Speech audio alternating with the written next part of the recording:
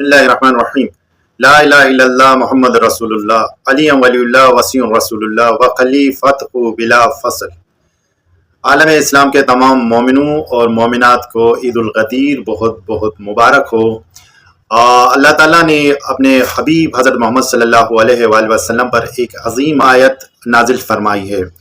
اس آیت کا ترجمہ میں آپ کے سامنے پڑھ دیتا ہوں۔ اے رسول، جو کچھ آپ کے رب کی جانب سے آپ پر نازل کیا گیا ہے وہ سب لوگوں تک پہنچا دیجئے، اور اگر آپ نے ایسا نہ کیا تو گویا آپ نے اس کی رسالت کا پیغام ہی نہیں پہنچایا، اور اللہ آپ کو لوگوں کے شر سے محفوظ رکھے گا۔ بے شک اللہ کافروں کی رہنمائی نہیں کرتا۔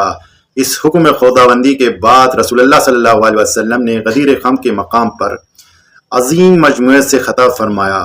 پھر مولا علی علیہ السلام کا ہاتھ بلند کر کے اعلان فرمایا، جس کا میں مولا ہوں، علی علیہ السلام بھی اس کے مولا ہے۔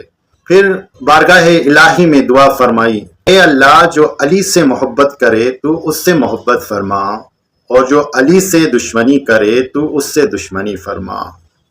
یہ وہ لمحہ تھا جب رسول اللہ خدا صلی اللہ علیہ وسلم نے امت کے سامنے مولا علی علیہ السلام کے مقام و منزلت کو واضح فرمایا۔